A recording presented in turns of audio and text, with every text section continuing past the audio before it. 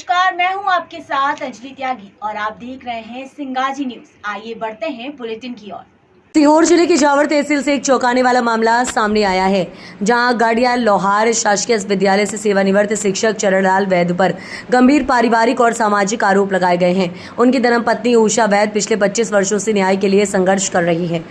धोखा, अवैध संबंध और संपत्ति का विवाद। उषा वैद्य का आरोप है कि उनके पति चरणलाल ने बिना तलाक लिए 2 अन्य महिलाओं सुशीला देशाभ्रतार और सीमा कोरी के साथ अवैध संबंध बनाए, उनसे संतान प्राप्त की और करोड़ों की संपत्ति अर्जित की, जबकि वे अब भी कानूनी रूप से चरणलाल की पत्नी हैं। चरणलाल वैद्य पर आरोप है कि उन्होंने अपनी पहली पत्नी को पूरी तरह से नजरअंदाज कर अन्य महिलाओं के साथ विवाह समान जीवन बिताया और बच्चों को सरकारी लाभ दिलवाए। सरकारी तंत्र पर भी सवाल। उषा वैद्य ने प्रशासनिक अधिकारियों पर मिलीभगत का भी आरोप लगाया है। उनका कहना है कि जांच में पक्षपात हुआ, नामिनी से उनका नाम हटाया गया और शिकायतों को दबाने की कोशिश की गई।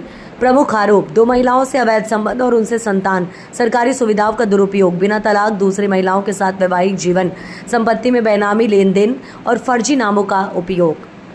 जानकारी के अनुसार सीमा कोरी संविदा शिक्षिका होते हुए भी आलीशान जीवन जी रही थी। उनके पास 2 मकान, कार और बड़े स्तर पर खर्चे जाने वाली धनराशि है। वहीं सुशीला देशाभ्रतार भोपाल में रहती हैं और आर्थिक रूप से सशक्त हैं।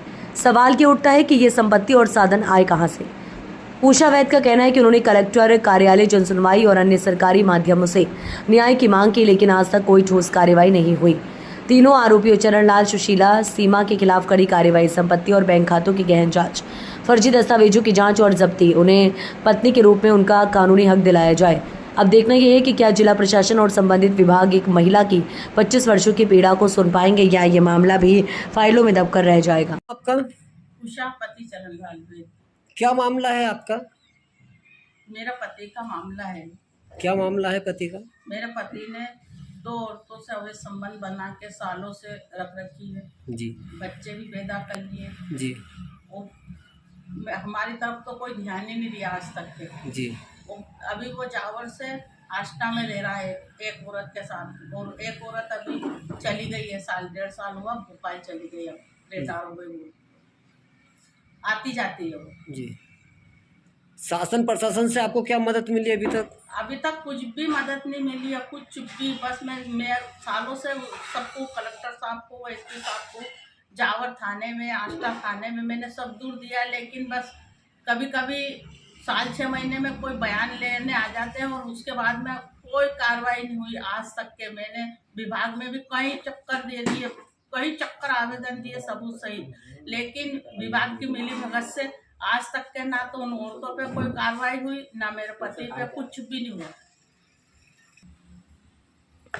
दादी माँ, अगर आपकी मांगे जो आप मांग रहे हैं सरकार से, अगर आपकी मांगे पूरी नहीं हुई पाई तो आप क्या करोगे? मैं तो अब है ना बहुत परेशान हो चुकी हूँ। मेरा कोर्ट से पैसे बने थे, वो भी 7-8 महीनों से नहीं दे रहा, जबकि ये व्यक्ति की 1,10,000 रुपये सैलरी थी और कानून ने मेरे पैसे बांधे थे 15,000, लेकिन वो भी ये दे नहीं रहा है, जबकि इनके पास में लाखों से करोड़ों से पैसा है और अभी भी काफ़ी पैसा मिला है, लेकिन पैसा नहीं दे रहा है।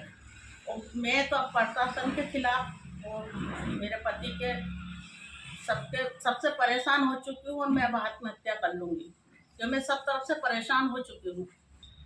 दादी माँ, आपने आवेदन किस किस को दिया है?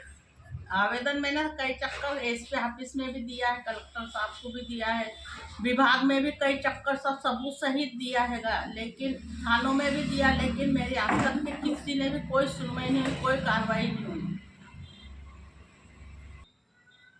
दादी माँ, जो उनके पास में आपका तलाक हो गया कि नहीं हुआ? नहीं, मेरा तलाक नहीं हुआ अभी नहीं हो, तो उनने फिर 2 औरत कर ली, तो उनके पास बच्चे हैं कि नहीं है? हाँ, दोनों ने एक बच्चे को पैदा किए। दोनों ने एक बच्चे पैदा करे। फिलहाल बुलेटिन में बस इतना ही। बने रहिए सिंगाजी न्यूज के साथ।